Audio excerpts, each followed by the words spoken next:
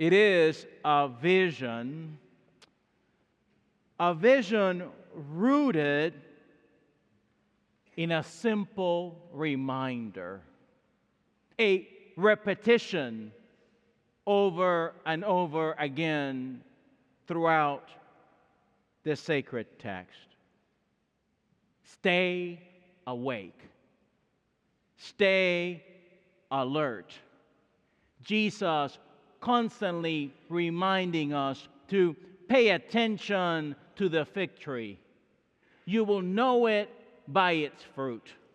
A reminder to look in the eyes of those around us, to be interrogators of what's happening in the day-to-day of life. Awaken, Jesus tells us. Pay attention, Jesus tells us. Remember, Jesus tells us. A vision rooted in a holy imagination. A recognition that something in the moment is not right.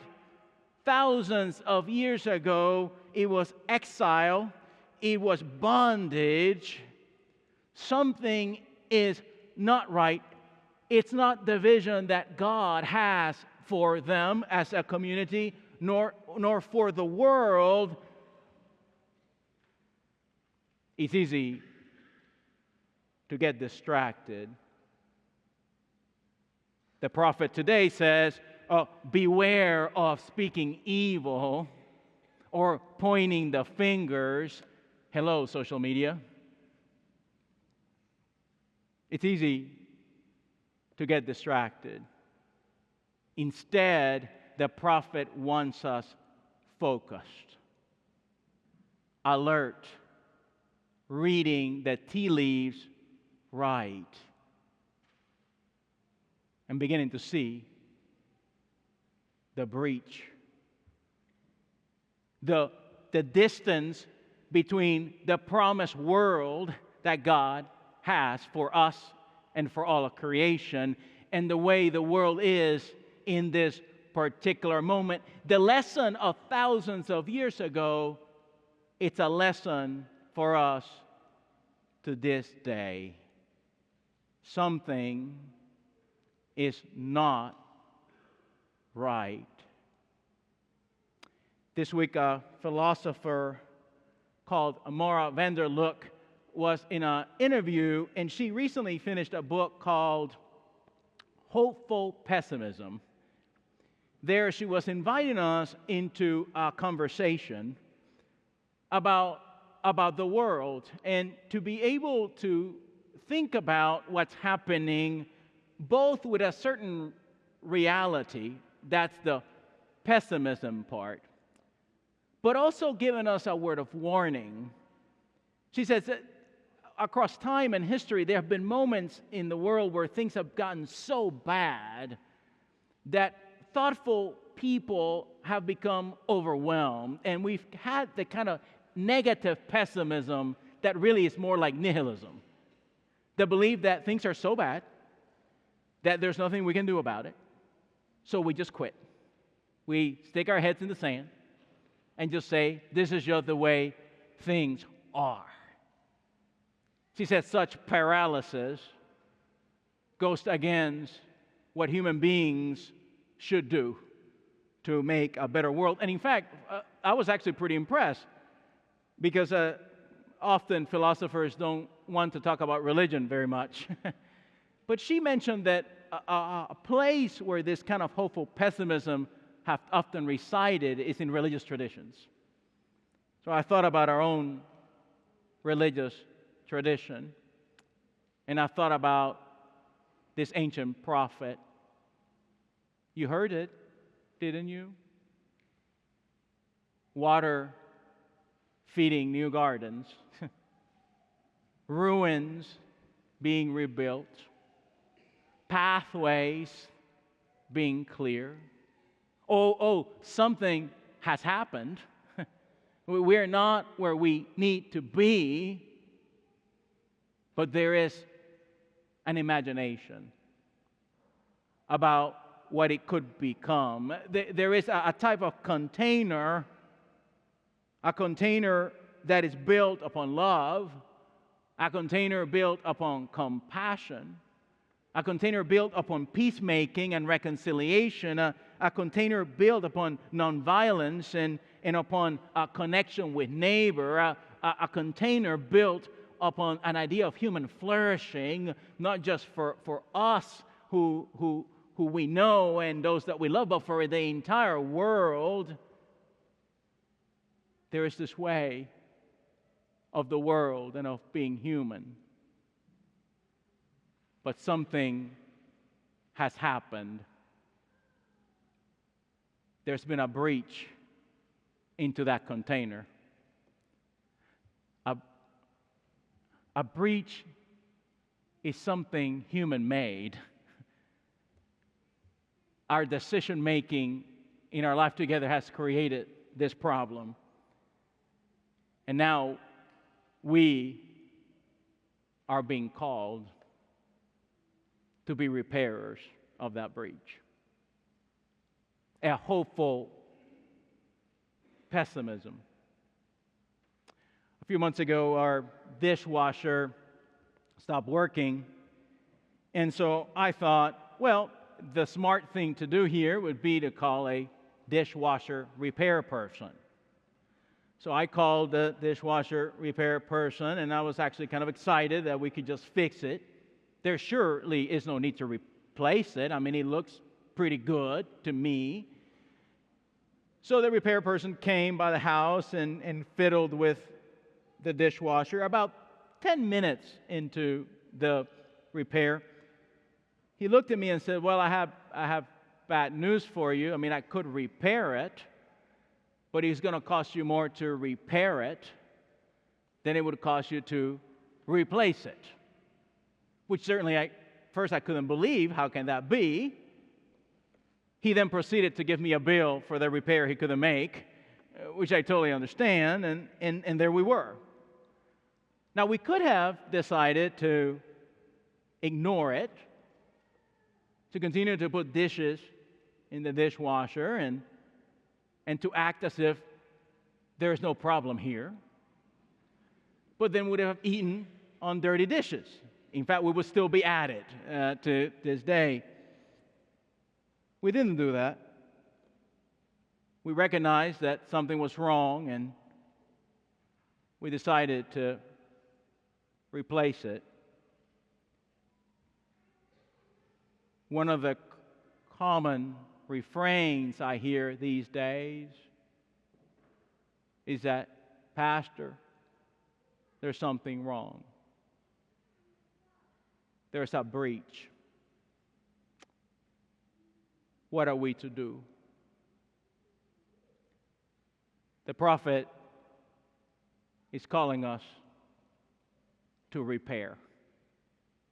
Oh, we know there's a breach. There's a breach in our common life when we're constantly finding ourselves making enemy of anyone that doesn't look like us or disagrees with us, or we don't like the way they said something. Oh, there is a breach. There's a breach when we no longer have the capacity to talk to one another like grown-ups and be able to find a way to get to a common life. Oh, there is a breach when we're so caught up in our own ideas and our own self-centeredness that we no longer care about what's happening to the person next to us, much less to the person across the country from us. Oh, there is a breach where our immigrant neighbors are in constant fear of being detained and placed in detention centers that are spreading throughout the land. Oh, there is a breach. When so many of our neighbors cannot afford the basic necessities of life, there is a breach when many don't have a place to lay their heads or to get the food assistance they need. There is a breach when health care is difficult to find and hard to afford. There is a breach when it looks like our common life is no longer possible, when our loyalties to our partisan politics are stronger than our loyalties to each other. There is a breach. It would be easy for us to put our heads in the sand and hope that the dishwasher fixes itself. By magic, our common life just getting better, but in order for that breach to be fixed, we have to repair it. And as I thought about that repair needed in this common life, a life rooted in love, a life rooted in acceptance, a life rooted in community, a life rooted in the common life, a life rooted in the reality that we belong to one another, and that if my neighbor is not well, then I'm not well. A life rooted in the idea that all of us can flourish and that sacrificial love can bridge the gap. I began to think about us and our own common life beyond the postings on Facebook and the sayings we do within the building. Began to think about who we are as a community. And began to think that if anyone can come alongside the work of the Spirit, it's us. This community called First-Plymouth. Coming together in our difference.